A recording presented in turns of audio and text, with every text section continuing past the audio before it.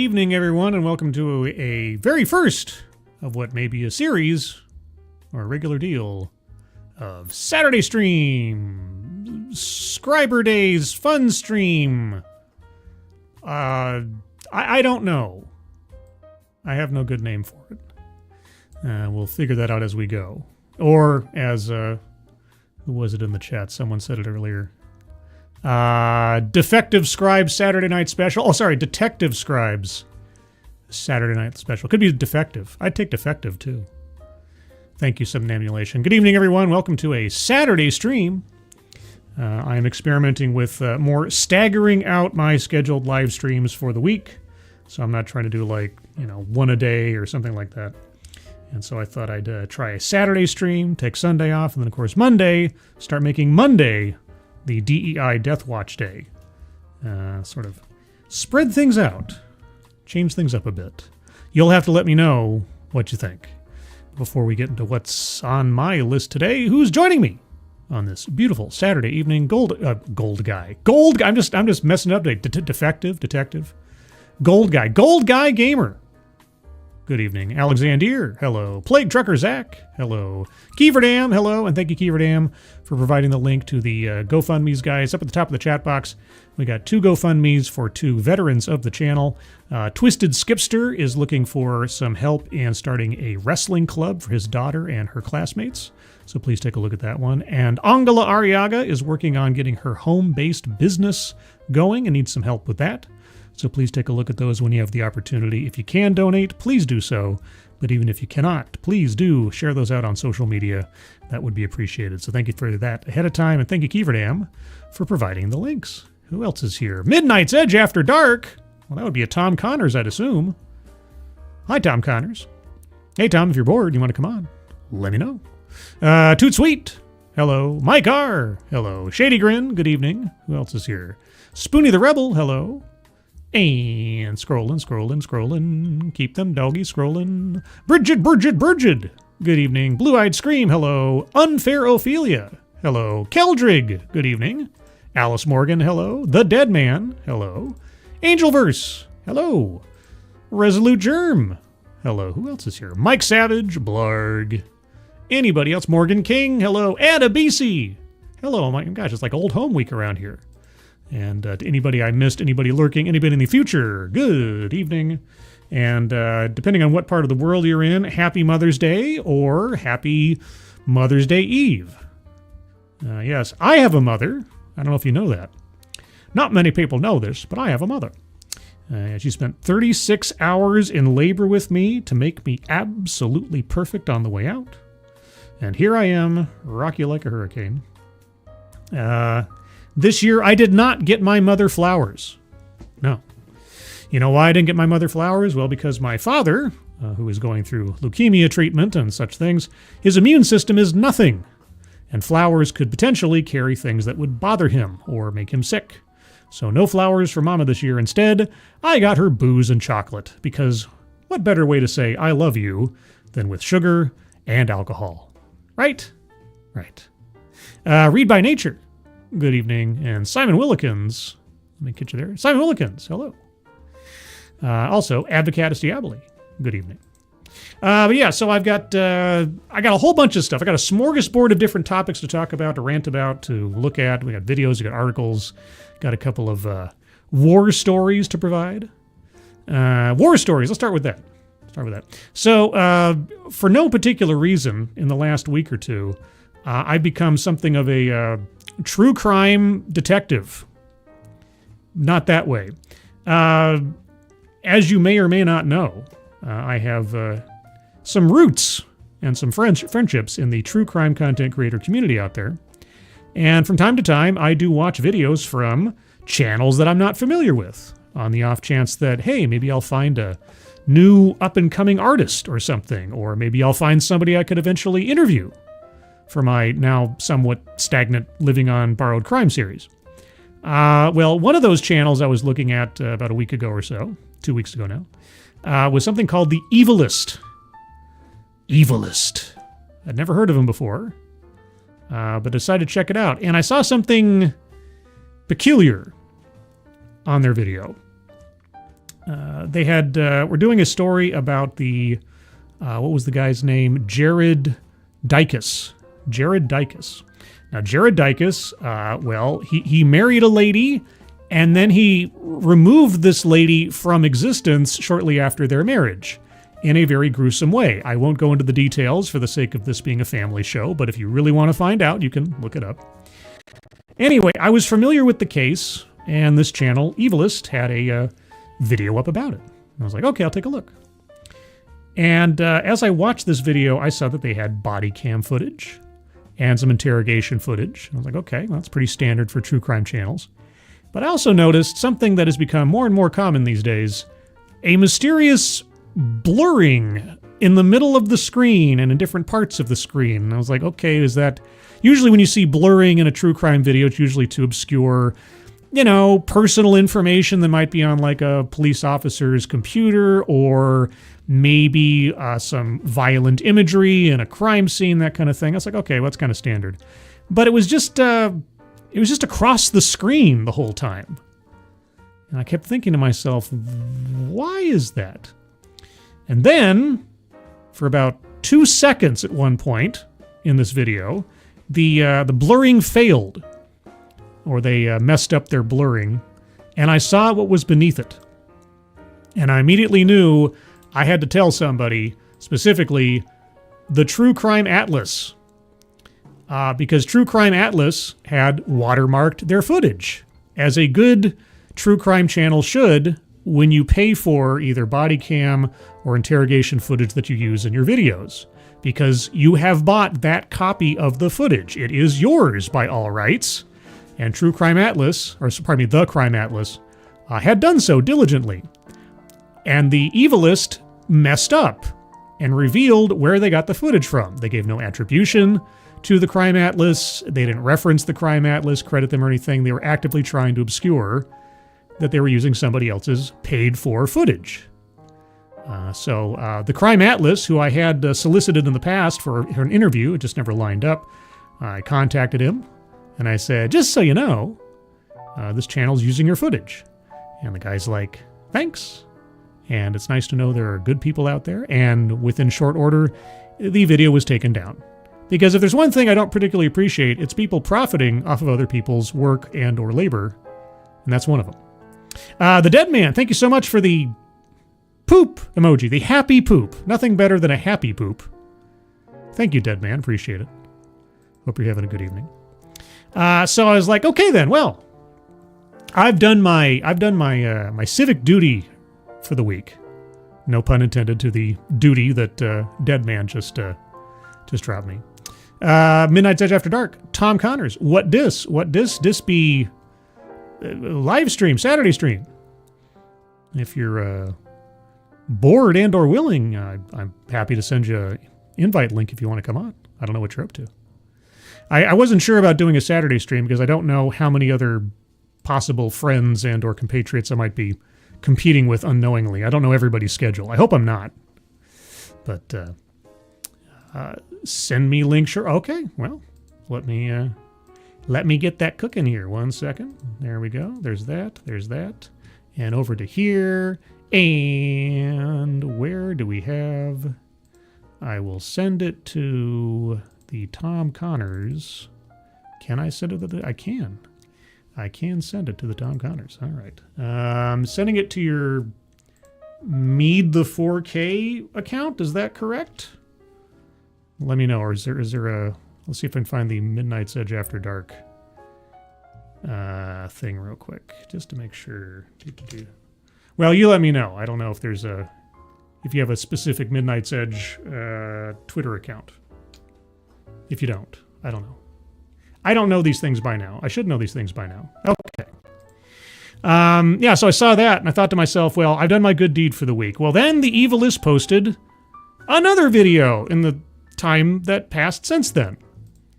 They keep pumping these things out. And you know how they keep pumping these things out? Because they use other people's footage, and they use a bunch of AI-generated nonsense to make videos in quick succession without any real work put into them. So they put out a video about the Sarah Stern, or Sarah Stern's murder. This is where, God, what's his first name? I forget his first name, but his last name's like McTastany or something. Anyway, this guy murdered his childhood friend for the prospect of a big money gain of her inheritance that she'd stowed away somewhere. Anyway, this channel, The Evil List again, they used interrogation footage. And again, and now that I've subscribed to that channel, because I'm keeping an eye out, I saw it obscured a watermark on this. And you can't, I don't know every true crime channel out there. I know, it's crazy.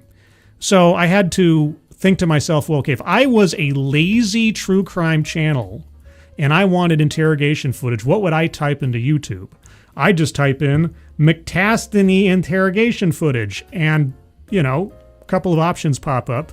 I look through the first 3 or 4, and finally I come upon one that has a watermark in the exact same spot with the exact same shape as the blurring. And so they'd stolen the interrogation footage from a channel called True Psych Ward that had been posted like a year ago or something. That channel hasn't been very active recently, but I emailed their ownership regardless to see if maybe they could or wanted to do anything about it. I'm not sure what can be done when something's obscured so well that you can't technically say it's your footage, or they zoom in or try to cover it up. But this has happened a couple of times now with this channel. So anyway, I did that. I've now become very, very aware and very heightened to watching true crime channels. And if I see any mysterious blurrings where it doesn't make sense for them to be, I start getting antsy. Because like I say, I have a very personal, limited experience with making true crime videos. I've made 3 before. I only have the barest sense of how much work goes into them. But having spoken to many, many true crime content creators who have done the real work in the past, when I see people trying to cheat, trying to steal, trying to take credit for something they didn't do, get a little angry. But anyway, there was another example from a different channel, that Law and Crime, they took some footage from. Anyway, so that was my couple of my adventures the last week or so. But that's true crime for you. Plague Truckers app. I hate that people do this stuff.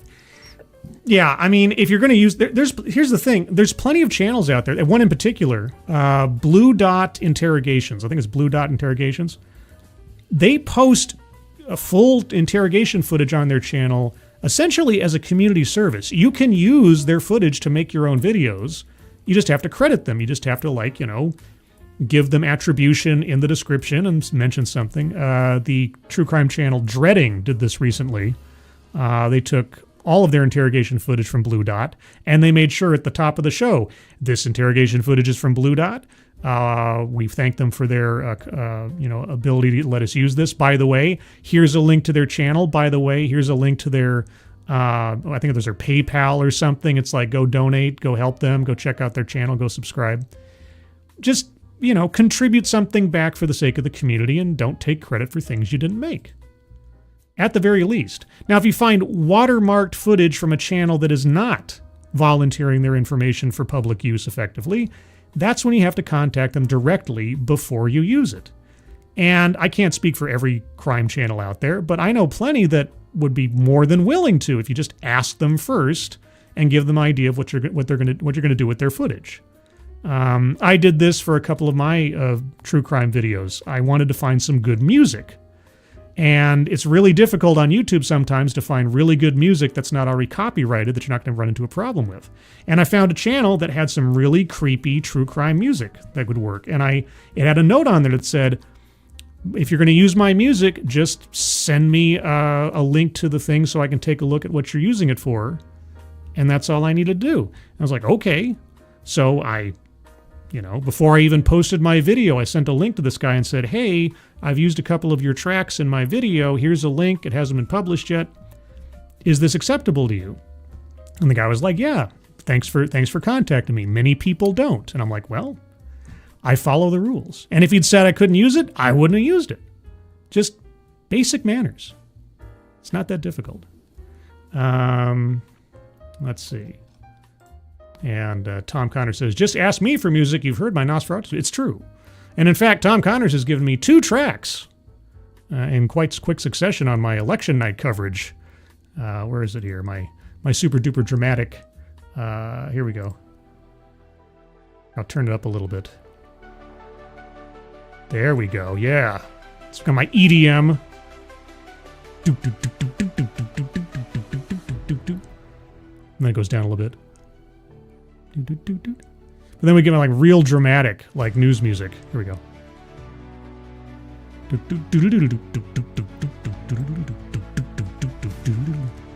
See, yeah, that's right. That's when you know it's serious. That's when you know things are serious. Like the arrival of Tom Connors. Can you hear me? I can hear you. Okay. First time I didn't have my audio turned on. I hear an echo of myself, though. I don't know if that's... That was probably me. I had my thing open here. My bad. Can you hear yourself now? Say something. Say something. Well, don't have your thing open when you're in public. I know, right? That's a better idea. They told me to quit doing that, or next time they're going to throw away the key. Yeah, I know, right? Okay. Thank you, Frosted Glass. Such investigation. You some kind of content cop? Maybe. Oh my god. I might just be looking out for my well, I can't say. Maybe fellow true crime content creator. I've made, like I say, I made 3 videos, but I don't take the title. Okay, so I missed kind of the intro to this. Sorry. So like, what's going on is somebody or you got copyright claimed by somebody who didn't even own the footage. Is that what I'm getting here from this? No. So what happens is there are a number of fly-by-night lazy true crime channels out there that use AI and they quote-unquote borrow footage from other crime channels in order to make up their own videos. And one of the mechanics of true crime videos is that nearly every time you see someone using body cam footage or interrogation footage in a video, 9 times out of 10, they have solicited and paid for that footage from the police department or agency where it came from. So the footage that they're using is something they purchased themselves, spent their own money on. So when you see a true crime channel that has footage that is watermarked, more likely than not, that footage is footage they own. It may be footage that other people can buy for themselves, but that's their copy. Right, because I watch a lot of this stuff, and I know you got to pay usually to get this stuff released. Yes. You don't pay for the footage itself, per se, but you're paying for the release, which you have to pay for all the forms and all that kind of business. You have to pay for the processing, you have to pay for the shipping, you have to pay for... Yeah, so there's someone has paid to own this copy of the footage and do with it what they will. So when one of these fly-by-night channels just downloads the interrogation footage from another channel, blurs out that channel's watermark, and then starts using it as their own. Whether or not that constitutes theft, don't know, but I do know it constitutes. Yeah. Okay, so I'm up to speed now. Sorry, I was just missed the first part. So going by what you're seeing here, you're not a detective, but I'm pretty sure that's the same thing there. Yeah, exactly. The same shape and yeah. So all it did was take me about 5 minutes to find, like I just looked up the name of the defendant, interrogation footage. There's about 3 or 4 channels that posted the interrogation footage raw, effectively, and this one had their watermark in the exact same spot. And so it doesn't take that much heavy lifting to find it, usually, depending. But when I see it, I alert the channel that is the rightful holder of the footage. And I wasn't innocent of this, so to speak, myself. When I did my Alonzo, what was his last name? I forget now. Anyway, my 3rd true crime video, I used the interrogation room footage that I found of him on the internet, but I gave it full credit in the description.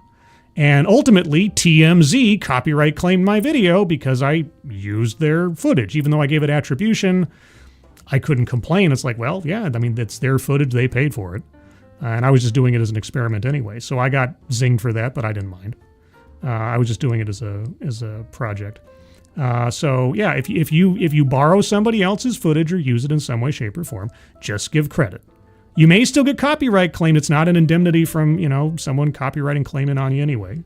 But if you can't contact the original owner, at least give them credit. And if you can contact the original owner, certainly do that beforehand. Don't just try to obscure. That's a little shady. Yeah.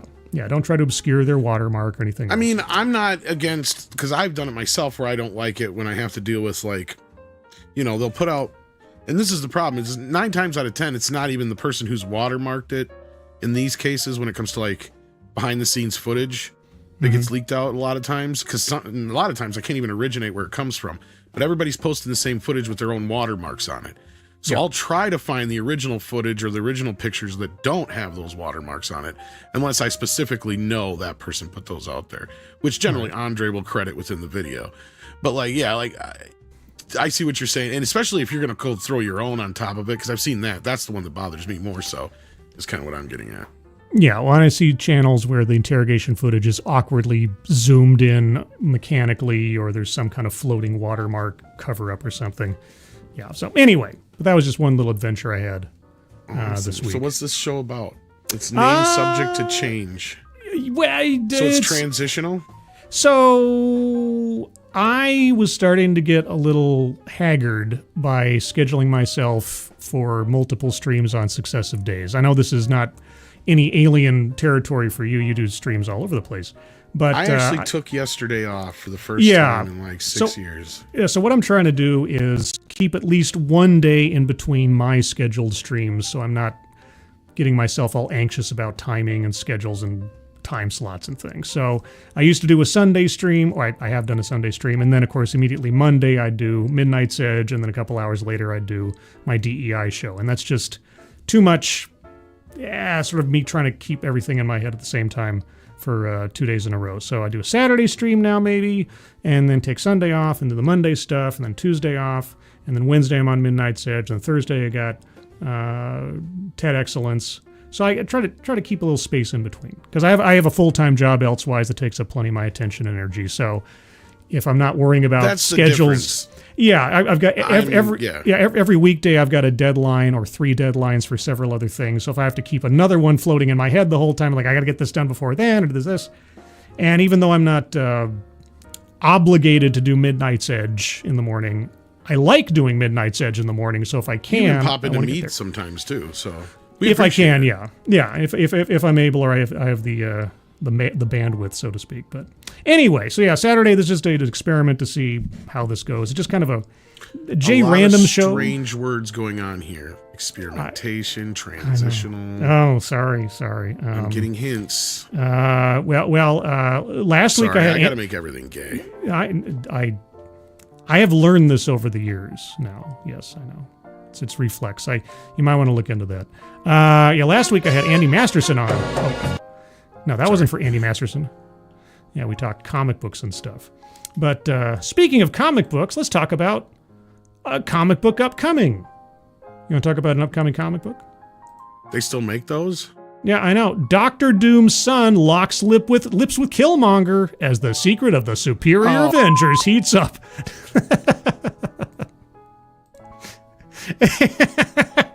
It's right up your alley. So I if you can believe it, I don't follow what goes on in Marvel Comics story arcs anymore.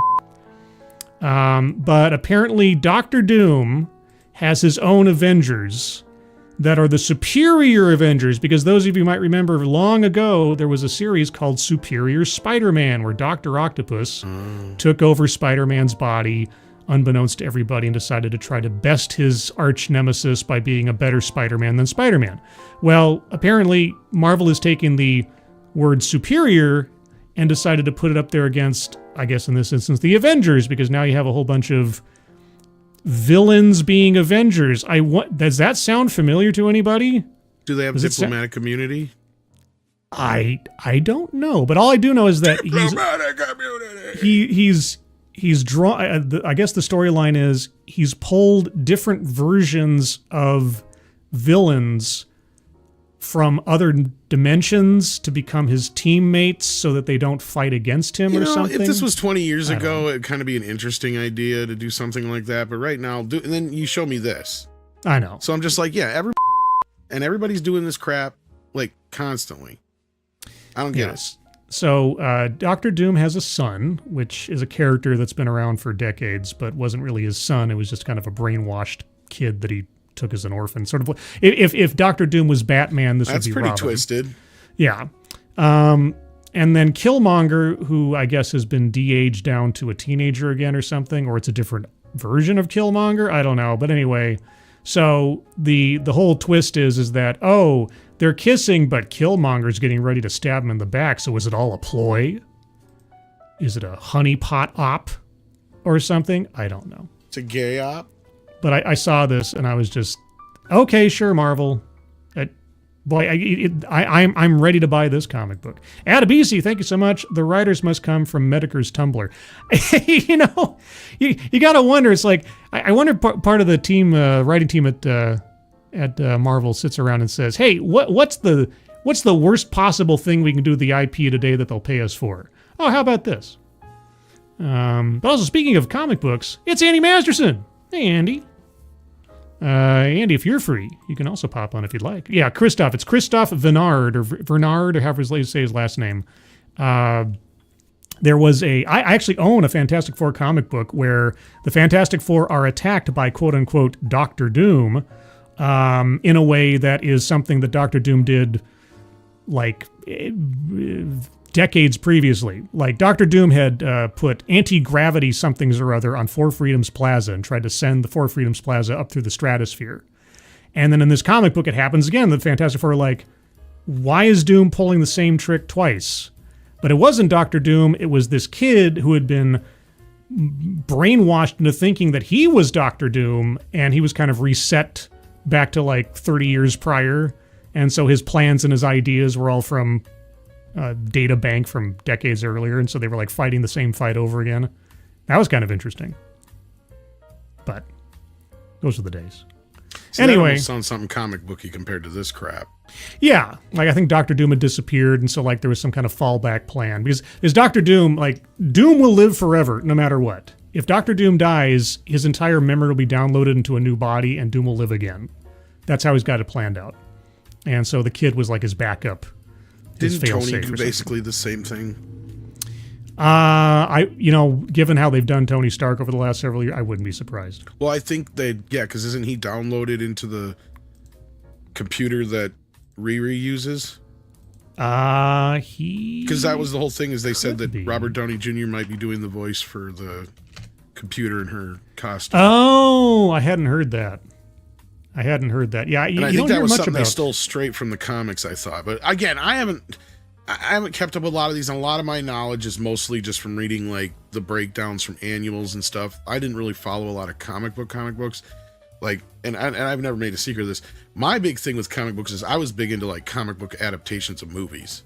Mm-hmm. So like I have tons of those for some reason, and graphic novels. I was always, because I was somebody who had a hard time following an ongoing series. Like I did do some Ninja Turtle ones and some other ones, or ones that were like spawned off of those adaptations, like Bill and Ted did one, for instance. But I just never had the time to get all the Superman or all the Batman or follow all the Avengers stories, the separate stories on top of the ones. I mean, I knew the basic grand sweeping things that would happen once in a while, and my friends would talk about, like when the Phoenix Saga was going down, and Civil War. And I have the graphic novel of Civil War, but I've never read it. I haven't got around to it yet. But either the time or the budget as a kid to be able to keep up with everything was just beyond my scope. That was kind of part of it too. And I also didn't have a place where I could get them all the time. And my mom was one of those; she wouldn't let me get the subscriptions to them. So, but yeah. So, by the way, Andy, I sent you the link if you want. I don't know if you can, but if you want to come on in, you can. I see Professor R2 in the chat too. Professor R2. You mentioned Tony Stark might be the voice of Ironheart's computer. That was the rumor going around, yeah. Yeah, in preparation of that show's release, which I'm sure will be just like Echo. They'll drop the whole thing at once to try to call it like some big win on viewership. Well, they shot it like almost 3 years ago. Yeah, I've already got a graphic started for it. Well, and that's where I heard there was reshoots going on for Fantastic Four, but I'm not so sure about the reshoots in this, because I'm like, how can they reshoot any of this? That girl's got to be like 3 feet taller than she was 3 years ago. I mean, because she was like a teenager, wasn't she? I mean, I haven't seen Wakanda Forever. I know she was in that too, but they shot this like right before that, I thought. Well, not only that, but they've drastically changed what was supposed to be the plot. She was supposed to fight, like, she was supposed to have some kind of like friend and a romantic connection with the Hood, which is a completely different supervillain, supernatural supervillain. And the Hood was supposed to be connected to Mephisto, who I think was supposed to be played by Sacha Baron Cohen originally. But now they changed Mephisto. Oh my God. Yeah, but they changed Mephisto to Dormammu. And it's like, those are we already have one. I know, we already had Dormammu. We haven't had Mephisto show up yet. Everybody thought Mephisto was going to show up in the Scarlet Witch show because he should have. Everybody asked, and they're like, "We don't even know who the heck that is." Jack Schaefer had no idea who Mephisto was till after. What the Mephisto? Also, BLT, hello. Any other hellos here? Corbin Dallas, Lesser Logic, good evening, and of course Professor R2. They have to BLTs are amazing sandwiches without the tomato and lettuce. That could be so. Then it's just a bacon sandwich, tomatoes have to be like, for me to enjoy a tomato on something, it has to be super fresh. Like if it's super fresh and sweet, like, yeah. But if it's like weak and sloppy and limp, like, ugh, no. I'm not a big fan of tomatoes to begin with. Like once in a while, cherry tomatoes are good if it's a really ripe and they're real mild.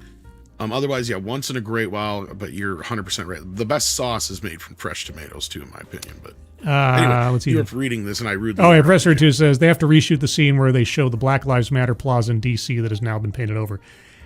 I wouldn't be surprised if that was part of it. If she flew over D.C. and they had to like wipe that out with some fixed with CGI. Yeah. But anyway, there was going around, they were reshooting, and I don't know how old she is in real life, but I got to imagine she's much older now than she was 3 years ago, considering I thought she was like a teenager, unless she was an adult playing a teenager. I don't know.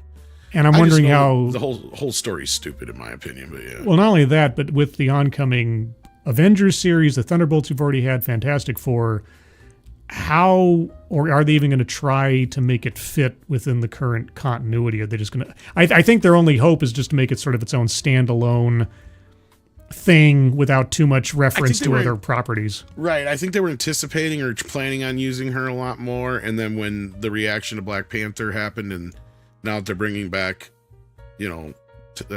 Robert Downey Jr. into the mix, regardless of who he's playing, because the latest rumor is he's playing 3 different variants in the movie now. Of course he is. Why not? Yeah. Well, so's Chris Evans. It's all multiverse crap. Yeah, so it's all I have no idea what to believe anymore. It's like, because some of these people, the lists they're putting out there with the cast, it's like they can't afford that unless we're just getting a CGI mashup at the end to try and re-invoke Endgame again or something. Because otherwise, I don't see how they can afford all these actors. But that being said, this Riri Williams story, like, I don't even know why they even tried to go with this. This has been a misguided character from the start. Did I ever tell you my take on the character?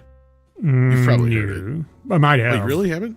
Well, okay. I can't. until you tell me, I can't remember. Well, because my understanding is, I've never read it, so I don't know. But like, my understanding is that the real character, like,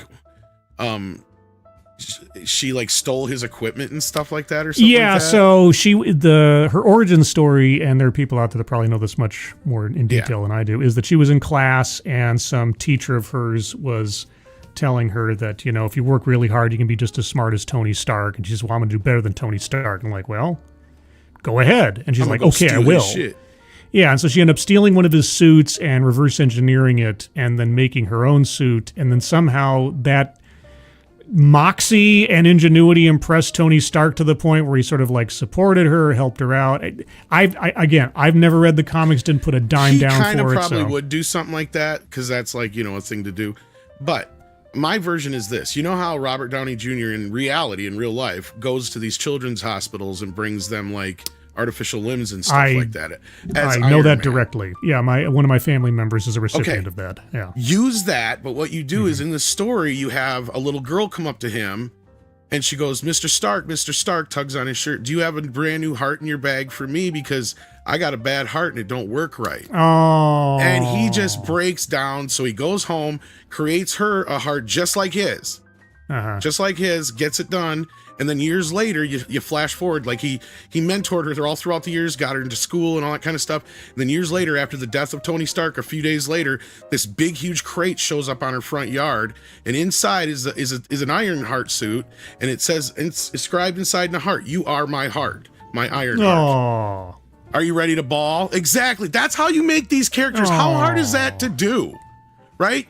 Like, Come on. Well, it should have been the kid from Iron Man 3. If you're going to make or another that, like you could do the same thing with that too. There. Yeah, if you're going to have an inheritor of Tony Stark's legacy, somebody who's already established. Yes, and not to say you couldn't have them for that matter. Yeah, you could have Iron Family as far as that goes. But that's what I'm talking about. You could have more than just one character who takes up some aspect of the mantle. You never heard that pitch from me before? I've told that a million times. That's my Ironheart pitch. If I have, it has been forgotten in my pre-Alzheimer's mind. I don't know.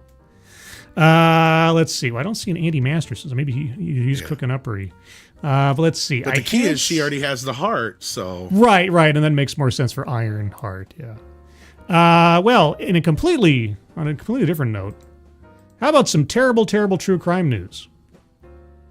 So before I bring this story up, I have to warn for those of you with children present, let's say, the details of this, even in the headline, are pretty gruesome. So just a warning ahead of time to turn down the volume or put on your headphones or something else, because this is... Parental discretion is advised. Yeah, more so than might be usual. Parental discretion is cool. Man imprisoned quadriplegic U.S. Army vet in garage for decade to steal benefits, then kept partially frozen body in backyard shed to continue scheme for years. I think I heard about this. Yeah, I saw this and I just... the partially frozen. Ouch. Okay, so I passed this story on to a couple of my true crime friends in case it was something they wanted to do a video on, but I'll just go over the basics here. A 44-year-old man in Missouri is facing multiple felonies for allegedly imprisoning his uncle, a quadriplegic U.S. Army veteran. Now, how this guy ever ended up in this guy's custody in the first place without checks on, I don't know. In the man's garage so he could steal hundreds of thousands of dollars in benefits intended for the victim, a scheme he's accused of continuing for years following his uncle's death by stashing the body in a trash can. Jesus Christ, what a sick individual. Brian K. Ditch, that's a great name, is currently facing 4 counts of wire fraud, 4 counts of aggravated identity theft, 2 counts of theft of government property, and 1 count of being a felon in possession of a firearm, court documents reviewed by Law and Crime show. I hope that's just preliminary and they charge him with elder abuse and kidnapping. And a whole bunch of other things. False imprisonment. And I'm sure there's all kind of fraud and other things that you could add on to that. Look, I mean, I don't know how the prison system works with these kind of guys that do this kind of crap, but I would think that Ditch is going to be somebody's bitch by the end of the day. Quote, for over a decade, defendant Brian K. Ditch, that's fine. Good. Yeah, B. Ditch regularly abused and imprisoned his uncle, a quadriplegic Army veteran, in order to steal his government disability benefits, unquote, an indictment filed by federal authorities in the Eastern District of Missouri states. Quote, after years of exploitation, neglect, and internment at the hands of the defendant, the victim died while he was in the exclusive custody of the defendant. Unquote. But his uncle's 2019 death did not stop Ditch, according to prosecutors, who say he hid the man's body in a backyard shed for more than half a decade. Now, I have to assume then that this guy was the victim's only relative, that no one else bothered to check up on him, and that he was just captive to this guy, because how do you not know that this guy's missing or something? Quote, to continue his fraud scheme, defendant Ditch concealed the victim's death for at least 5 years, including by wrapping veteran TC's dead body up in a trash bag and stuffing him into a garbage can. Through his lies and acts of concealment, the defendant stole hundreds of thousands of dollars in veteran TC's disability benefits that the defendant used not to care for his quadriplegic uncle, but to enrich himself personally. Well, and here's the thing. The reason why he probably got custody and why nobody asked where he was or even thought he was missing is because this is sadly probably the only family this poor guy had. Right. Yeah. I have to assume that it was just by default that this guy had him in his quote-unquote care. According to the indictment, Ditch began serving as his uncle's primary caregiver, and I'll put the quotation marks around that, in 2008, and, quote, frequently imprisoned and abused, unquote, the disabled veteran so he could take the victim's benefits from Veteran Affairs and Social Security. This kind of restates what we already know. Ditch allegedly disguised the theft by sending himself $1,000 from his uncle's bank account at regular intervals to, quote, make it appear as though the defendant was receiving a regular paycheck for his caregiving duties. However, Ditch is accused of failing to provide basic care for his uncle, who prosecutors say never approved a single payment to his nephew. How is this discovered? Let's see. Okay, after the victim's death in 2019, Ditch allegedly told family members that his uncle had been moved to a nursing home and told law enforcement that the veteran had left his residence several years earlier with a different caretaker. So someone called the cops on him at some point, because why would law enforcement be asking about it? In fact, authorities said that Ditch hit his uncle's body trash can. Yeah, okay, we can talk about that. Okay, so yeah, someone must have dropped a dime on him. Well, and if there is other family, and yeah, they were asking, you'd think they should have checked into this crap. Yeah. And you'd think they'd know this guy a little better. And he does not look like the type of person I'd put the care of a fucking cat in, let alone a fucking human. Sorry, I didn't mean to swear so much. No, that's fine. But Andy Masterson. Hey, Andy. Is that Red Foreman? Red Foreman is a lot better looking than that. Yeah, no kidding. This is the kind of guy that Red Foreman would call a dumbass. But yes, everyone, it's Andy the Toy Master Masterson back again for another Saturday hangout. How you doing, Andy? Hi, guys. How are you? Thanks for the invite. Appreciate you coming on. This man has made me a figure in this community a few times. Yes, it's true. Yeah, Andy has made an action figure of Tom. I think Andy's coming through the wrong microphone, though. You think so? I think he might be coming through your camera mic. Let's see here. Yeah. Okay. No, it's supposed to be. It says it's my HyperX. Okay, tap it a second. I guess so. For some reason, it just sounds like you're. Okay. Let me jump out and come back in. See that was weird. Yeah. You usually don't sound like this. Yeah. Is it just me or? I mean, he sounds a little like tinny, I guess, but I don't know if that's abnormal. Yeah. Okay, I can't say. I don't know. Usually it sounds better than that. We'll find out. That's just my fault, I guess. Yeah, but I wanted to get out of the way the worst story I found today, somewhere in the middle of the show, rather than trying to end it on a. Why did it take them this long? That's the thing that bothers me. Is if there was other family members and. Yeah, I'm curious to know if there was a neighbor or someone that noticed something was wrong or hadn't seen him in a while. Or right. Okay, how are you talking about now, Andy? Testing 1, 2, 3. Me. Yeah, that sounds fine. Same, but it's fine. Yeah. You know, it's funny. I used to use Chrome, and I would get a lag, and the camera would stop, and everything would cut off and lag. I switched to Firefox. The camera works better, but somehow the audio is a little wonky. Yeah, I'm locked into using Chrome because, as far as I know, StreamYard only allows video playback via Chrome tabs and not Firefox. So, if I have any problems, you might want to try is to tip your mic up this way, kind of like this, because I think the actual mic is on the side there. Yeah, I used to have one of those. Yeah, I used to do that at Doomcock Show, and everybody said, like, no, you got to face it towards you. Don't listen. No, yeah, no. Yeah, depends on the microphone, how you have the directional settings. Now you sound better, actually, because that's where the sensor is on the sides. I used to have one of those. Yeah, if you have it up vertical, you might sound better. That's what I get for listening to a non-YouTuber, that Mexican guy. That's that right. Mexican guy? Oh, he probably thought you had an XLR and didn't realize. That's why. That Mexican guy. Mikey has one of those XLR fancy things. Yeah. Fancy pants. Oh my gosh, that Mexican guy. Hold on a second. I got something for that. I've done so many of these little Photoshop deals now. I'm like a Photoshop nutbag. Yes, find the accountant.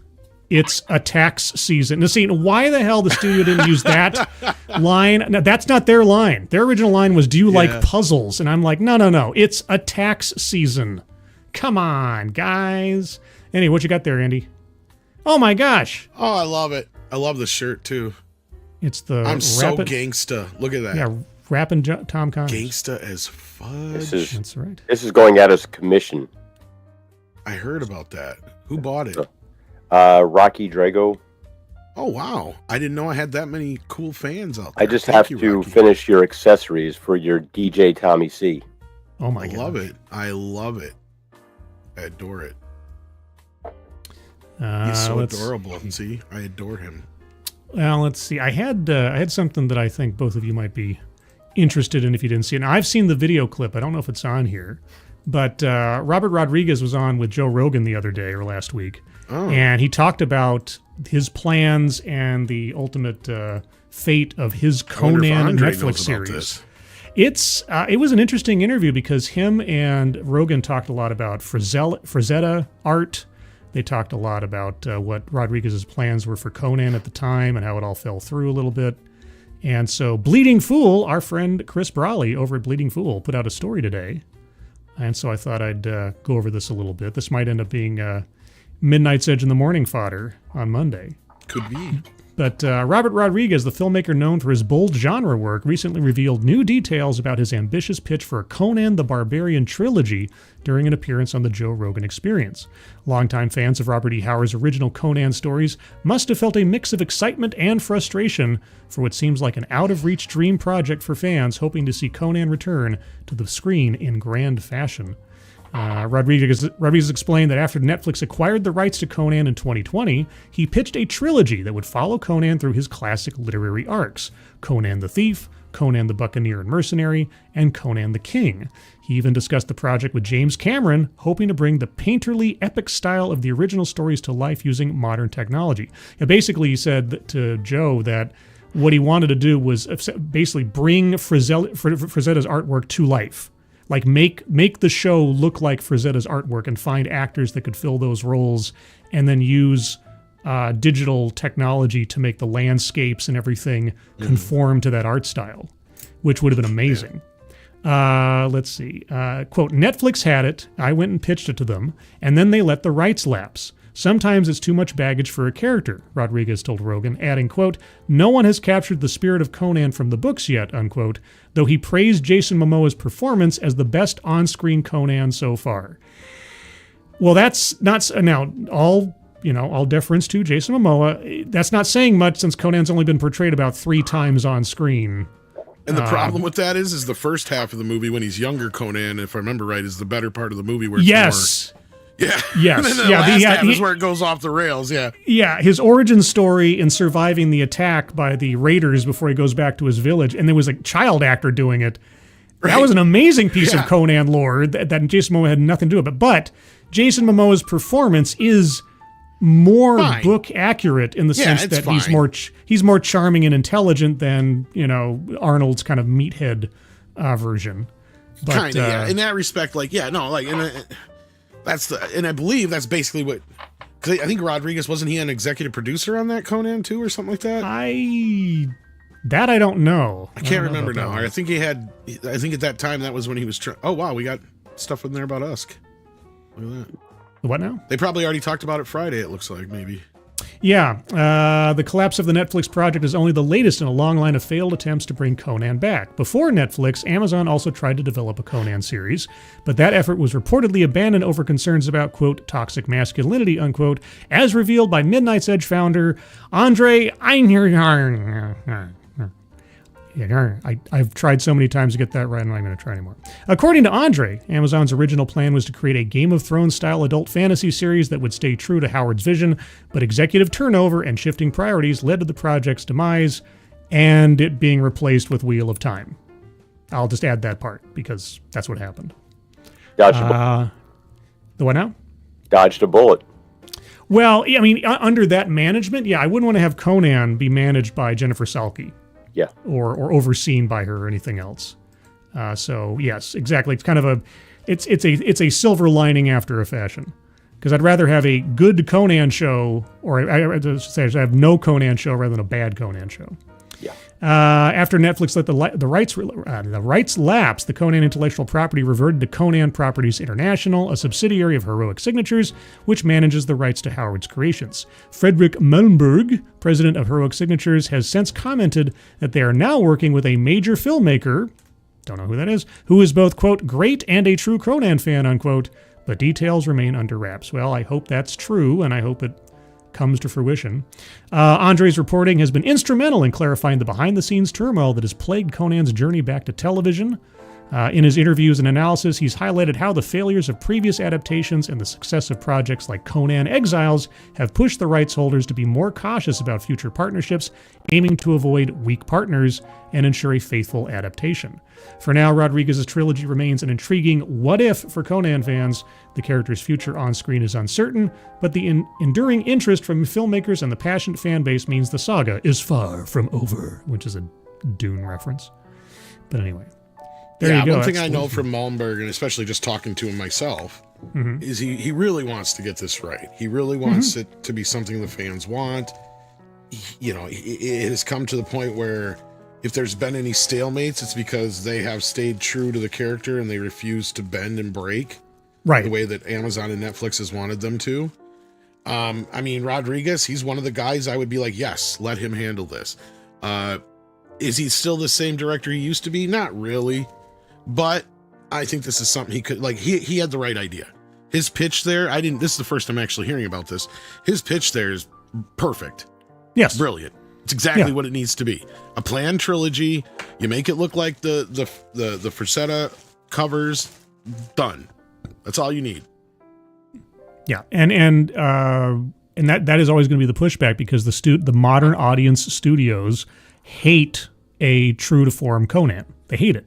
They won't let it go. So any pushback you're going to have to this is always going to come from his studio executives or something. And the worst part is he's not even really exactly what they think he is. They're misconstruing the Schwarzenegger version plus a lot of the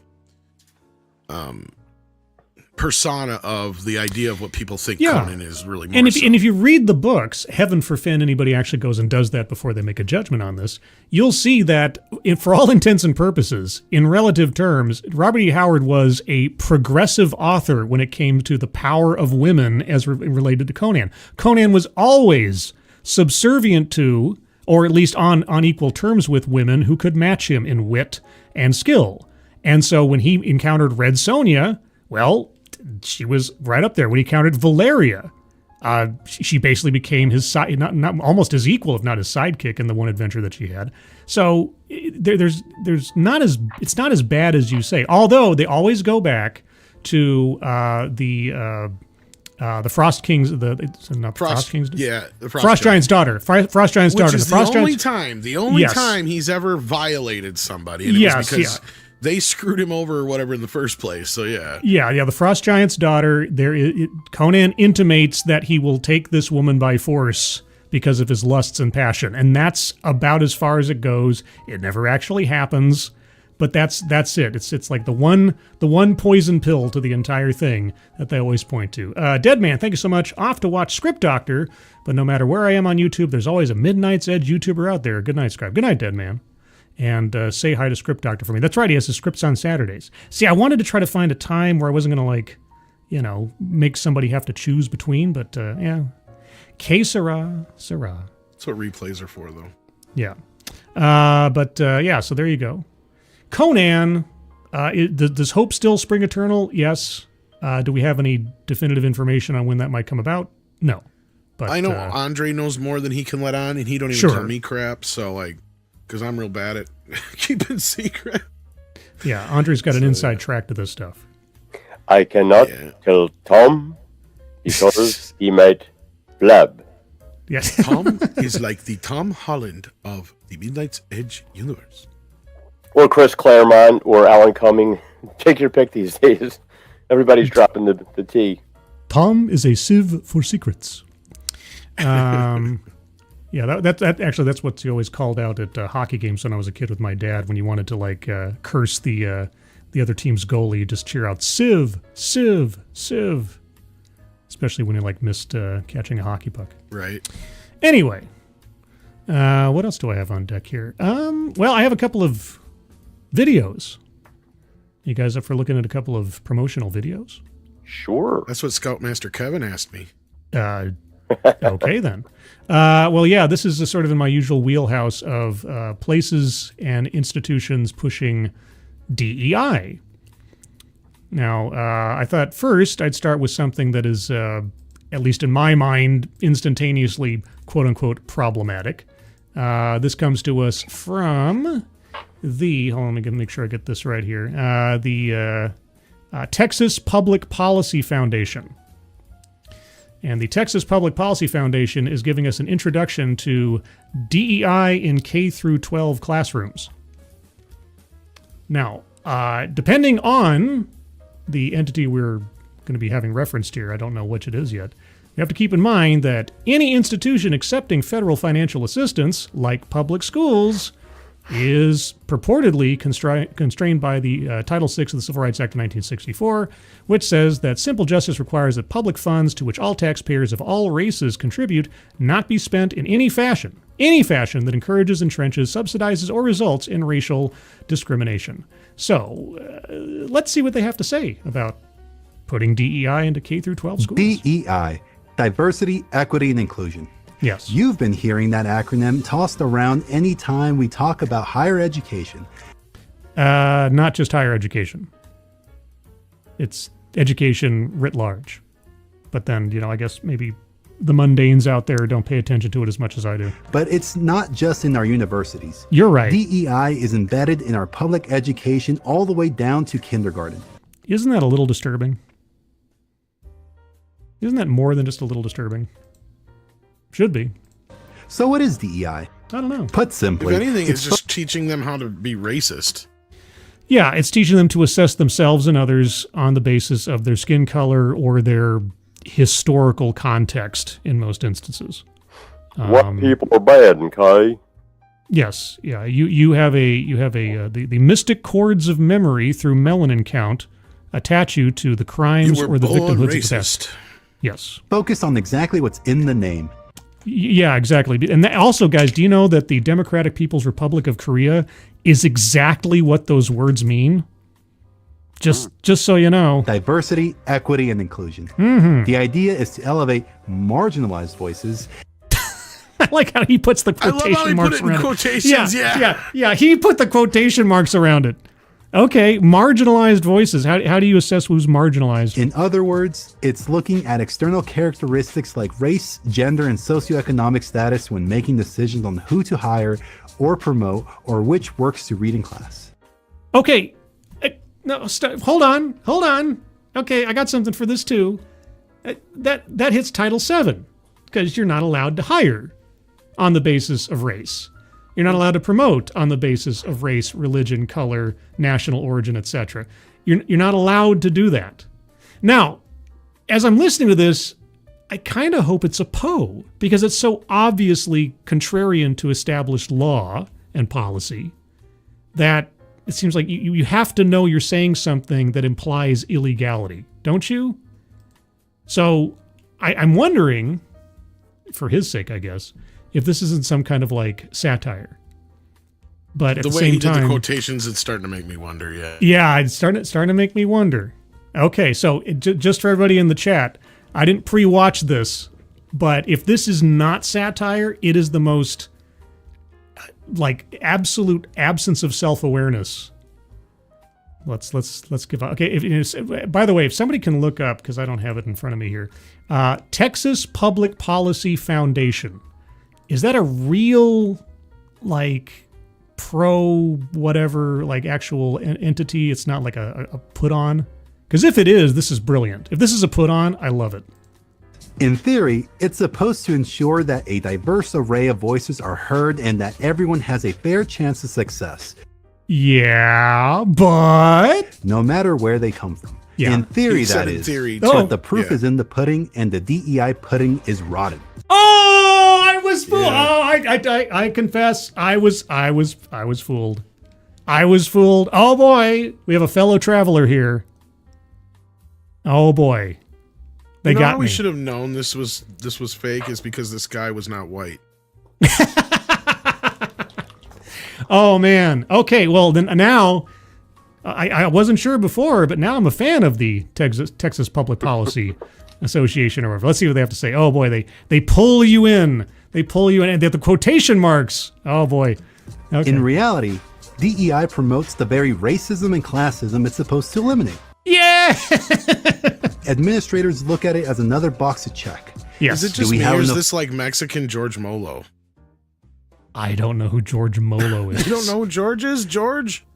No. Giant Slayer? Oh, George is okay. I didn't know his last name. He looks just like George, but Mexican. Oh, It's just Mexican Molo. Women? Mexican giant silly. No. Hire more and pass over well-qualified men in the process.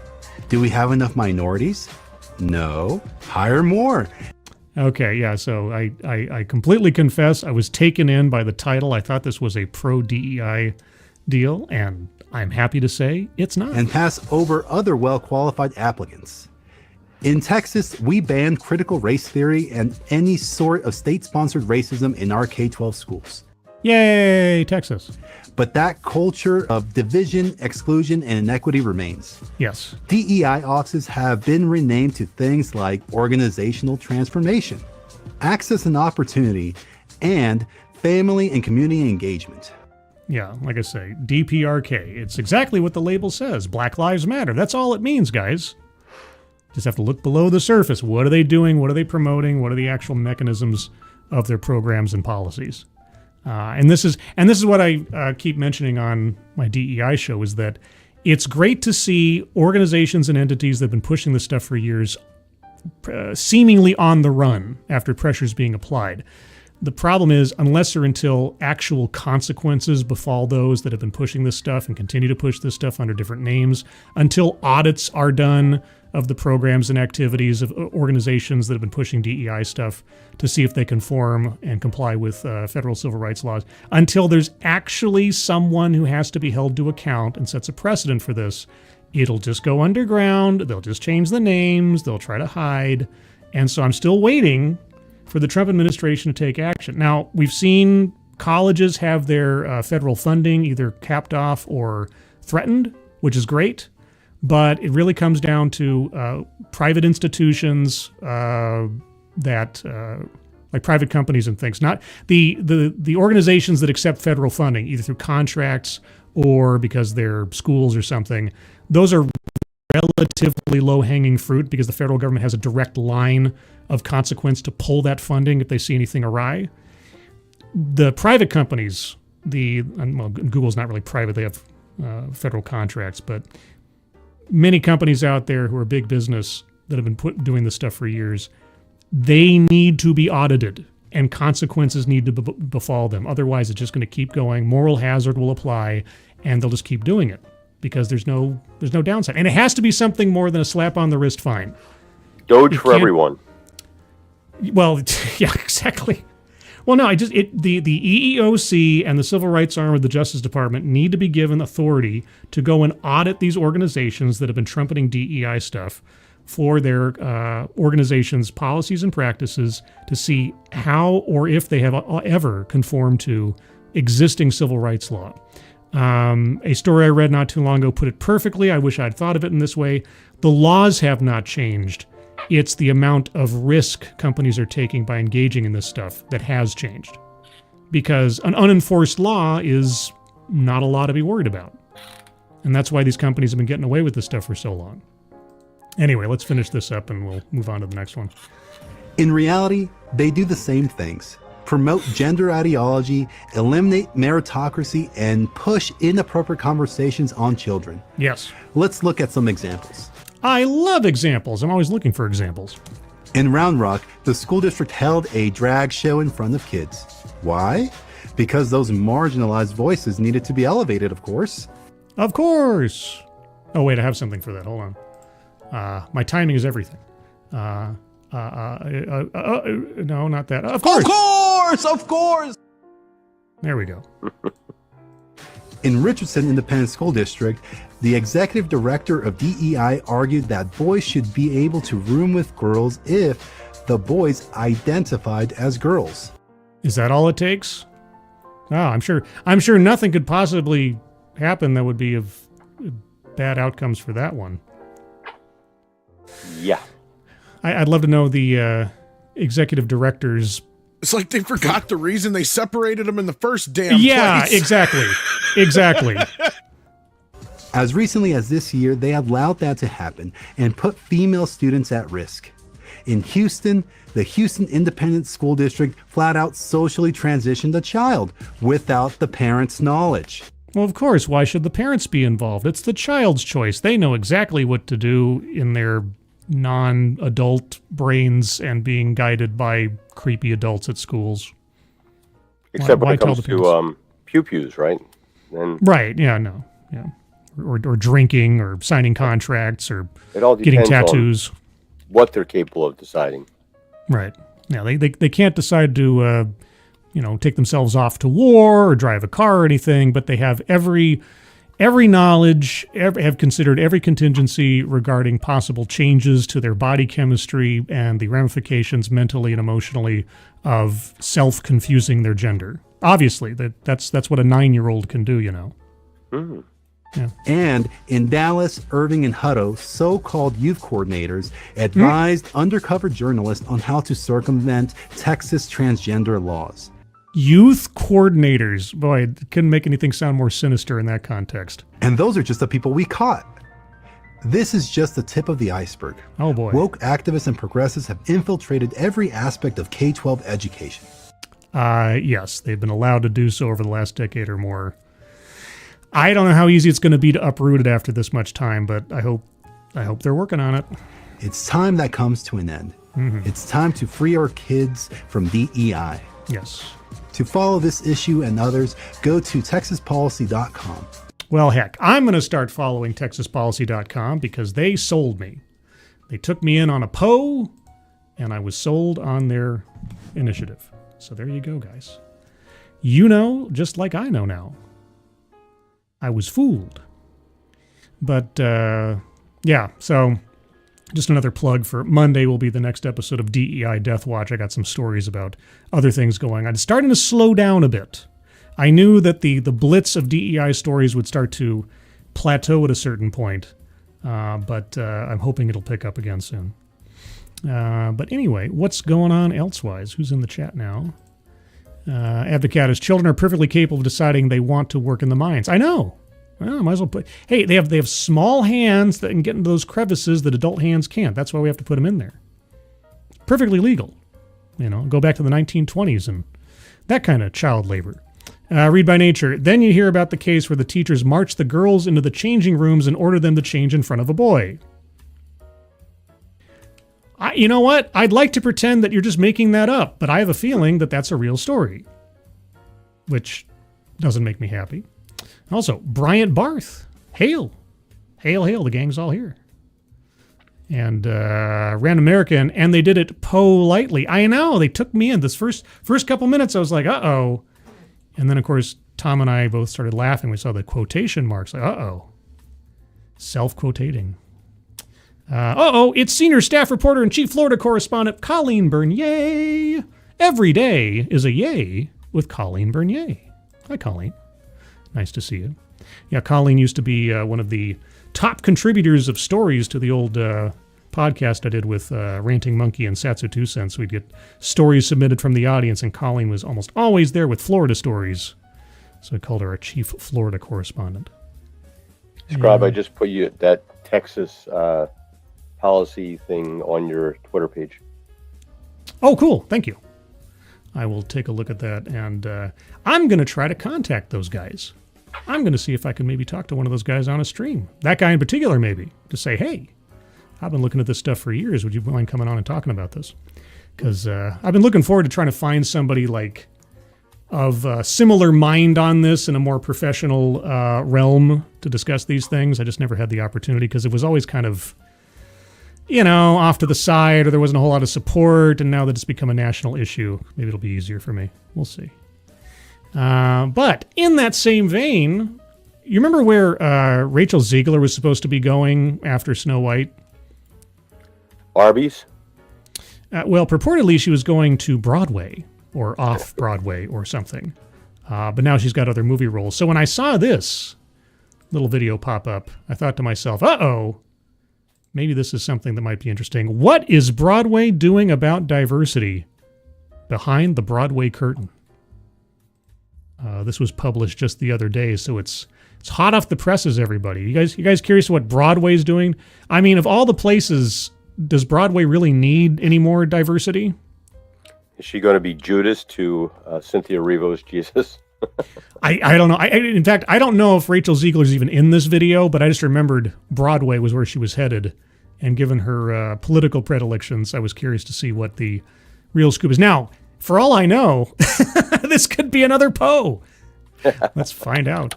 What is Broadway doing about diversity? What is Broadway doing about diversity? I was just saying that myself. Is this an AI video? Have you ever wondered how Broadway is changing to be more inclusive? No, but I'm happy to find out. The vibrant world of musical theater is taking significant steps to improve diversity, equity, and inclusion. Do tell. Broadway is not just about dazzling performances. Oh. It is also about ensuring everyone feels represented and welcomed. Really? I've been to some plays and musicals before where I wasn't on stage. I think I've been left out. So if they make Ronald Reagan the musical, that'll be on Broadway? Man, can you imagine Ronald Reagan the musical? Actually, if South Park did it, that would be great. Yeah. If the guys at South Park did Ronald Reagan the musical, I think everybody would laugh. Even Republicans would probably laugh at that one. Initiatives is audience development programs. Audience development programs. I'm reading off of a cue card here for those of you listening at home. Audience development programs target specific communities, including Latine. I almost said latrine every time they do that. Hispanic, Black, Asian American, Native Hawaiian, and Pacific Islander groups. Targeting specific, like what, handing out free tickets based on your race or ethnicity? These programs aim to engage specific communities, including Latine, Hispanic, Black, Asian American, Native Hawaiian, and Pacific Islander audiences.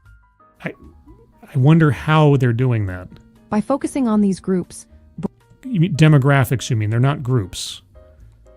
Black is not a group. It is a demographic. A black guy from Texas is not in the same category of behavior, beliefs, culture as a black guy from Jamaica inherently. I get really twitchy about word choice. It's like racism and bigotry can be related to each other, but they're two completely different concepts. You know, conflating them all the time, I can kind of understand it to a certain degree, but when you're talking about them, so group and demographic are two completely different things. Broadway is making shows more accessible and appealing to a wider range of people. Uh-huh. Another important aspect is the scholarship and training programs. For instance, Project Next Generation offers scholarships to Black, Indigenous, and people of color students. Okay, so they have scholarships that are discriminatory on the basis of race or ethnicity. Great. That sounds very American. This initiative helps these students gain intensive training in musical theater. I bet it does. Increasing diversity among performers and creatives. If your only definition of diversity is aesthetic, then sure. Broadway is also addressing systemic inequities through industry-wide reforms. Oh, systemic inequities like having scholarships that are only available to people on the basis of their race or ethnicity? No, we can't. That wouldn't be something to address. No. Following social movements, stakeholders in Broadway have come together to discuss and implement changes. Mm-hmm. These efforts aim to ensure greater inclusion and accessibility for Black artists and other underrepresented groups. Greater inclusion. Now let us tell you about our racial barriers for actual participation. I love these guys. I love every time they contradict themselves within one sentence. Regular diversity summits and conferences are held to discuss strategies for inclusion. These events provide a space for meaningful conversations about equity in the industry. Meaningful conversations, unlike those, irrelevant conversations. BLT, I was made to feel unwelcome once after refusing to pay admission. How dare they do that? How dare they marginalize you because of your socioeconomic status? I identify as a paying customer. Yeah. Some Nemyon Nation, BIPOCs over Broadway. There you go. BIPOCs over, yeah. Was it Bullets Over Broadway? That movie, was that who did that? Wasn't that a what's his name movie? Hold on. Now I can't. My brain stuck. Woody Allen movie. Yeah, Woody Allen. That's what it was. That's what the name I was thinking. I was like, wasn't that? I wanted to say Woody Harrelson. I'm like, that's not Woody Harrelson. Wait, Woody Harrelson wasn't in that movie. They help Broadway organizations stay focused on their diversity goals. Maybe they should be focused on their quality entertainment goals. Job opportunities are expanding as well. Are they? Many Broadway organizations are creating positions dedicated to diversity and inclusion. This I'm sure. voice is putting me to sleep. Yeah, I know this. I didn't know it was going to be an AI video It's or all something. good. Yeah, It's all good. Yeah, they're creating jobs. They're creating employable positions just so they can put somebody in there and say, "Look at our diversity." You know, that's how a lot of companies have increased their percentages when they say we have a goal of having 5% increase in this demographic in leadership positions by 2025 or whatever. They're not actually like promoting people into existing jobs. They're creating full brand new jobs just to put people into that fit that demographic so they can say, oh, look, we've increased our percentages by conjuring new positions into existence just to fill up the batch. It's just, anyway. Yeah, the AI voice is getting a little annoying. Is there anything more interesting about this? What is Broadway doing about diversity? This initiative aims to inspire young audiences and promote diverse storytelling in musical theater. Right. Okay. Yeah, I didn't know it was going to be an AI slop fest, so. Anyway. Broadway, everybody. Broadway doing exactly what every other corporation has been doing for the last 10 years in their initiatives to make things more diverse. And doesn't it still kind of step on, I don't know, existing civil rights laws and hiring practices? And, I wonder if Broadway organizations or Broadway productions take any federal financial assistance through the National Endowment of the Arts. I don't know. You think maybe they also should have some constrictions on the basis of Title VI as well as Title VII? I think they should. Probably. Remember, any financial assistance that is, if you accept 1 penny of federal money for anything that you're up to, you have to comply with, at the very least, Title VI. So that they say that they're creating positions. Now, when you're casting for parts in plays and dramatic performances, that is an exception because there's some precedent for that. That hiring a black person to play Dr. Martin Luther King Jr. in a production is perfectly legal. But behind the scenes for a functionary position, yeah, that's where Title VII runs into it. So, anyway.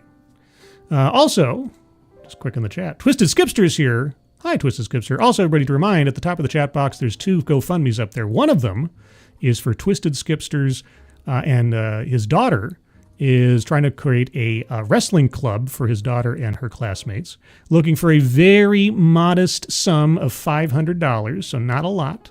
So if you can donate, please do so at the top of the chat box. And even if you can't, if you can share that out on social media, that'd be appreciated. And also our friend Angela Arriaga is starting her own home-based business and needs a little bit of help getting that kick-started on a GoFundMe. I crossed the streams there, pardon me. So if you can take a look at that one as well, if you can donate, please do so. Let's see. I had one more story. It's one we've already touched on a little bit on a previous Midnight Sedge, but I know Tom wasn't there for Friday's Midnight Sedge in the morning. So I thought... he's doing something else. It ended up with me being, at least for the first 3 quarters of the show, the only co-host. It was me and Andre, which is just bizarre. It was just us, the 2 of us. And I had to carry half the show. Yeah, he should have told me. I'd have been there. I had to carry half the show. He was like, we'll be fine. We're going to have Paul and all these people there. And nobody showed up but you and him. So I was like, okay. Yeah, well, Paulie showed up about 2 quarters of the way through, 2/3 of the way through. But so Fantastic Four First Steps undergoing reshoots nearly 2 months. It's actually less than 2 months now, I think. Before release, alarming sign of trouble for film that was supposed to save the MCU. So this is from Nat Park Place. So when I saw this, I had 2 thoughts. First and foremost, my first thought was, we just had a story of what happened with the Thunderbolts and the post-credits scene there. The post-credits scene for Thunderbolts, wherein the new Avengers, quotation marks, are in the New Avengers Tower, the Watchtower or whatever, and suddenly they get noticed that there's an interdimensional ship coming through and it has the Fantastic Four logo on there. And what we found out was that scene was brought together and put together and filmed 1 month before Thunderbolts was coming out. So it was thrown together at, for all intents and purposes, the last minute and directed by the Russo brothers. And I thought to myself, wasn't there a story not too long before that where we heard that the script for Doomsday wasn't even finalized yet? So my thoughts on this are twofold. One, test screenings, and I think this is the main theory, that test screenings for the current cut of Fantastic Four were less than satisfactory and got some scores and stuff that required some fixing. And or two, that they're having to film extra scenes to make it mesh with a script that is only now coming together for its follow-up film, Doomsday, and that they're scrambling to connect this movie to that constantly shifting landscape of the not finalized Doomsday script. So I was curious what you guys thought, Tom, if you hadn't already had a chance to look at this or think about it. Or maybe Tom's dealing with Sadie or something. I just didn't know if Andy wanted to go first. Go ahead. Oh, I heard they were adding in some scenes where they actually applied some testicles to Pedro Pascal. Oh. Hi-oh. Hold on. I have something for that, but I have too many clips here. There you go. Yeah, go ahead, Andy. Anything more to say about it than that? My issues, I mean, the Thing looks good. He needs a gravelly voice that's as gravelly as his skin. Yes. He needs, Johnny Storm needs to be like a 60s hot-headed teenager that all the girls swooned over back when you had How to Fill a Wild Bikini and all those Frankie Avalon and Ned Funicello movies. That was the guy that all the women liked, and that's why they were put on screen. That's why every guy wanted to be that. And not much has changed. I mean, there's a reason if you turn on Twitter, you'll see all kinds of posts featuring Sydney Sweeney, much less so Bella Ramsey, because it just doesn't attract the same kind of audience. Same thing like when you have these images of Chris Hemsworth with his shirt off next to Jack Black with his shirt off, the ladies tend to focus on one rather than the other. So all the things that are just that we see as objective truths, they seem to ignore.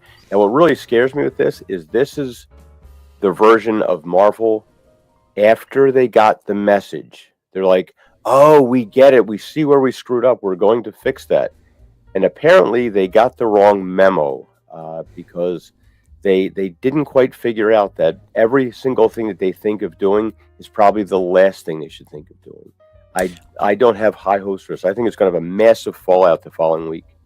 I only disagree with you on the idea that this is a movie made after they got the message. This thing has been in development before the message really fell apart. So I think there's a lot of lingering old bad ideas in this. Maybe they're trying to mitigate some of that with these reshoots. It's hard to say, but the simple fact of the female Silver Surfer alone. Yeah. That I recall. Yeah. I recall that they had all kinds of trouble casting Reed Richards. Nobody wanted to do the part after they read the script. Right, after they read the script, and also because Marvel just has a bad reputation for quality and fan reaction and everything else of late, and they brought that on themselves, and not many actors would want to be in that primary role. I made a joke on Friday that the more I think about it, I think I might not be too far off the mark. I just have this image in my head of where they were discussing the film at the beginning, and someone was like, well, we have to diversify the Fantastic Four. They're all white.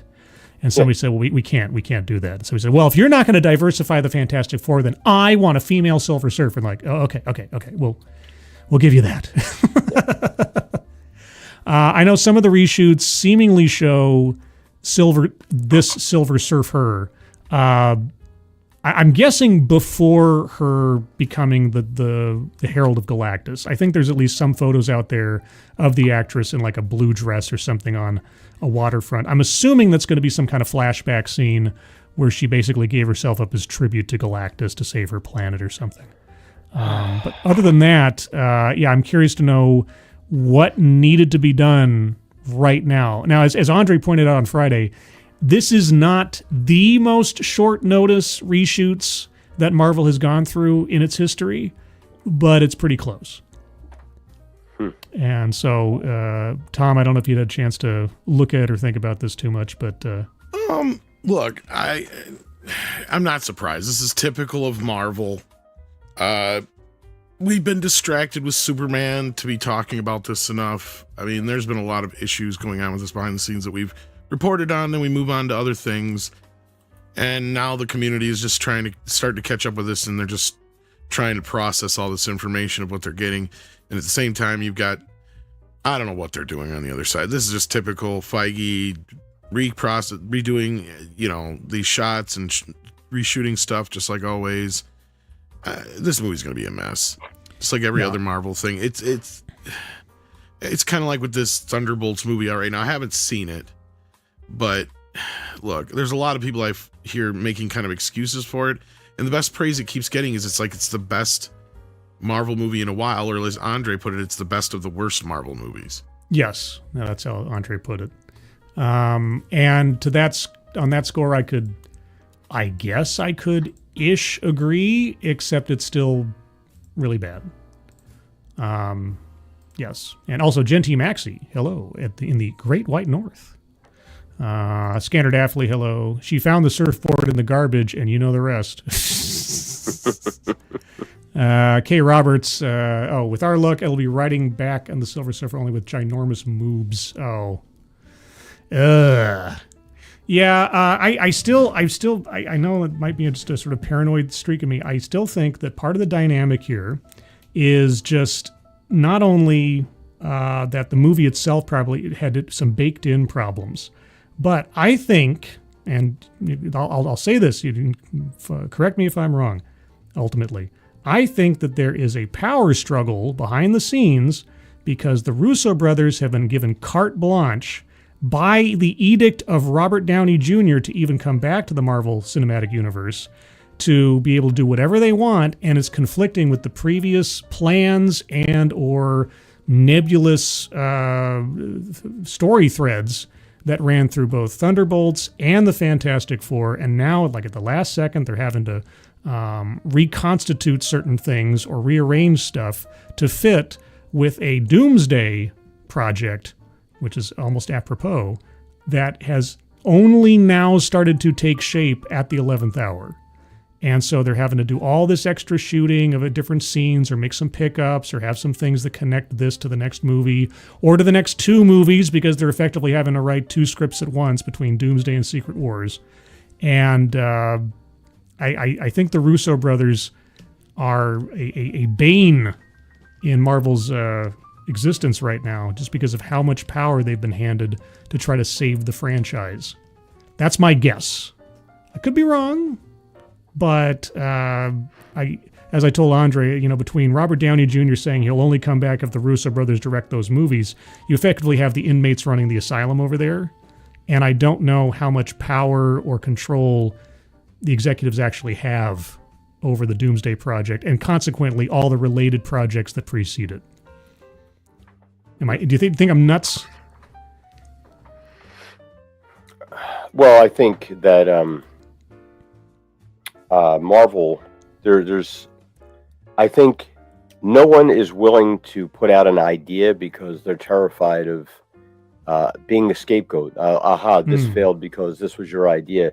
Where clearly nobody has any idea what's going on. I think the executives, the accountants, all these people have put their 2 cents in, and they have no idea how to actually make a winning entertainment model. They just think like, oh, it's a focus group thing. Mm-hmm. This one sells, this is popular, add this, and it doesn't work. It's sort of like, you can take peanut butter and chocolate syrup and horseradish, all things that are good by themselves, but if you put them into a stew, it's probably not going to taste very good. And that's what I think we've been seeing after Feige manipulated everybody into like ushering everybody else out so he could take full credit for everything. And he realized too late that he's not the secret sauce. He needs those other people. He could probably manage. You got to give the guy credit. He did guide these things and kind of keep things like on track, but he wasn't the creative force behind it. And I think his ego got in the way, and he thought, wow, this is really me, and I can do this, and I'm going to make all this happen, and I'm going to ride off into the sunset with Brie Larson as long as her feet are covered. But she, it turns out that he actually needed those people, and now I don't think anyone wants to work with Disney. I don't see it in Star Wars, I don't see it in Marvel, and I don't see it in Disney itself. No, it's not a good place to start your career, and it's not necessarily going to be a big feather in your cap for an existing career now. I mean, in the early years, yes. Big paydays, big stardom, big fan bases, and they forgot how to do that because they got rid of all the people that knew how to do that. And as far as focus groups go, you can't get any better than the decades worth of fans who appreciate the original source material. It's right there. It's already written for you. The dialogue is there. It's already been storyboarded. Just recreate. If someone actually just recreated a full classic Fantastic Four comic book, you would be fine. It's not that big a deal to do. But then, then we have to give credit to the original writers and pay their estates, and we don't want to let go of all of our money. You're making plenty of money. You'll make plenty of money if you actually did that. That just wouldn't matter. But good gravy. I don't know how they screw this up. They had such a good thing going. You know, it's kind of like you ever watch Breaking Bad, and how everything was great up until Walt decided that he was the end-all be-all. Walt's like Kevin Feige, as compared to Gus Fring's Ike Perlmutter. And so Walt gets all big head and think, well, I can do this just as well as Gus, and Gus is threatening my position. He gets rid of Gus, and suddenly everything seems great for about 10 minutes, and then it all comes falling down. It's a classic story, many times told. But yeah, I don't think Fantastic Four is going to save the franchise. The reshoots at this late date certainly indicate that something's not right, or they got something wrong, or they had to fill in a hole somewhere. And as we talked about on Friday, the Russo brothers at this point in their careers are not a panacea for what ails Marvel. Right. All of their projects since Endgame have all but fizzled out into obscurity or irrelevancy. From Gray Man to Citadel, nothing. And so, Robert Downey Jr. was an absolute windfall to them that he demanded them back to do something. Well, the other thing with the salaries involved in Doomsday is going to be astronomical. They're going to have to get to $1.5 billion to break even. And then what do you do? Because all you did was buy yourself some time. Ultimately, what they're going to have to do is reboot the entire thing with all new Avengers, all new X-Men, all new Fantastic Four. And then you're going to have to wait a while till people forget the old stuff. Like, it's kind of like, clearly there's the Christian Bale Batman, which made everyone kind of like, they immediately recognized that it was not the same as the Michael Keaton and Tim Burton Batman, and there was no confusion.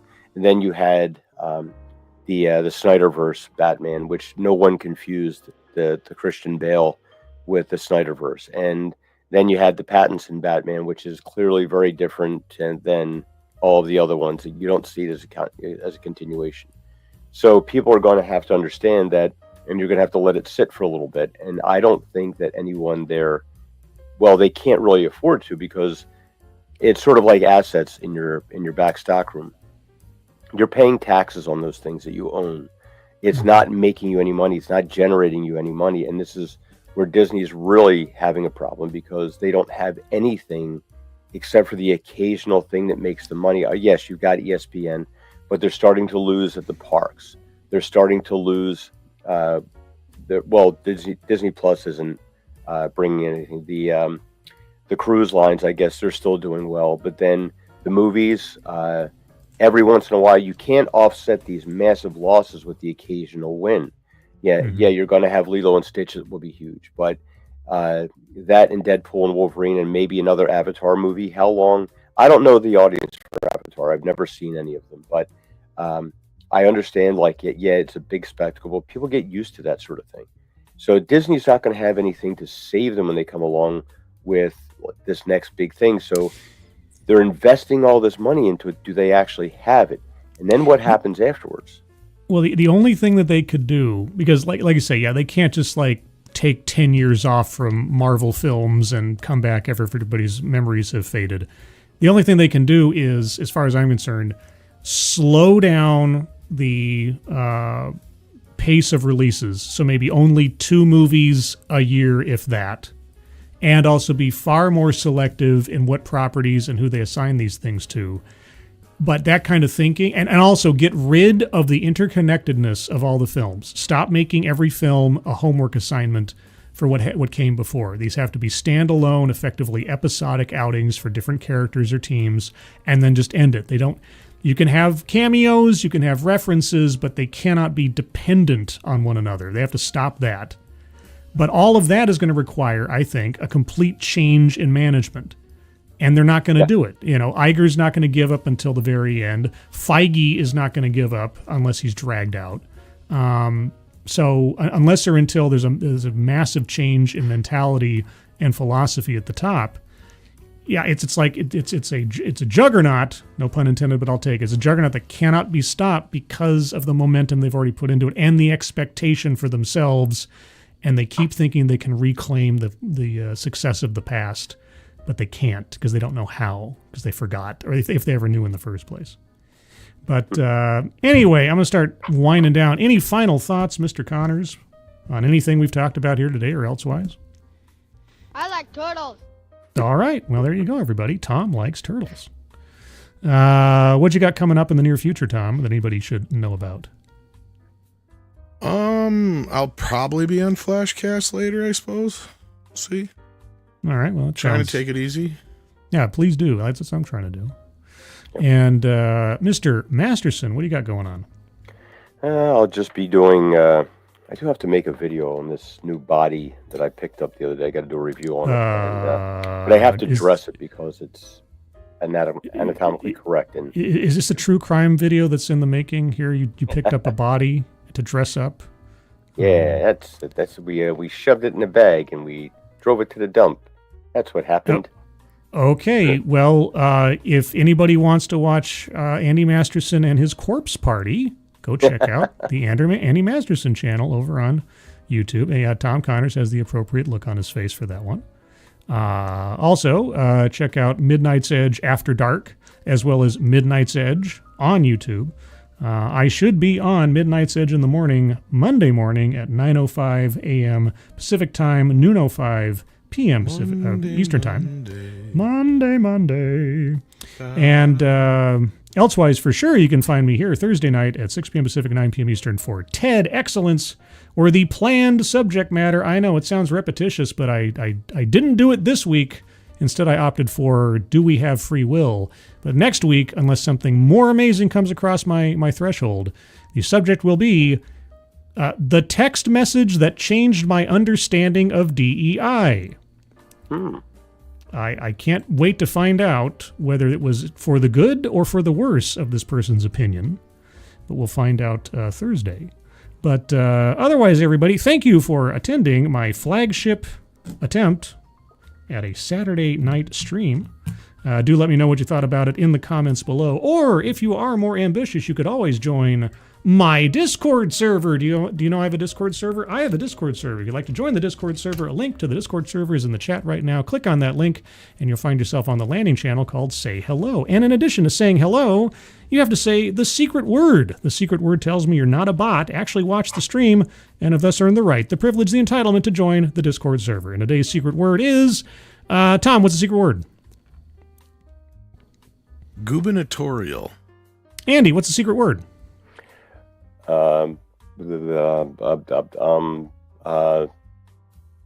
Butterscotch. Okay, so just say, hello, gubernatorial butterscotch, and I'll definitely know you watched the show if you just out of nowhere say, hello, gubernatorial butterscotch. See, that's the whole point of the secret word. But I want to thank Andy Masterson and Tom Connors for joining me unplanned on my flagship Saturday night show. Thank you guys for coming on and hanging out for a bit. Appreciate it. Great seeing you guys. Yeah, and everybody in the chat, hope you enjoyed the show. If you haven't already, please leave a like on the way out, and if you have a comment for the future, leave it there. And share this stuff out, guys, whether it's my stuff or Tom's stuff or Andy's stuff or any other content creator you appreciate. Please do share stuff out of theirs that you liked so that other people know about it, because at the end of the day, you guys are the best algorithm. But elsewise, everybody, have a good rest of your Saturday. Have a good rest of your weekend. I hope you're all safe and well. If you're not well, please get well soon, and we'll see you on the next one. Take care. Bye-bye.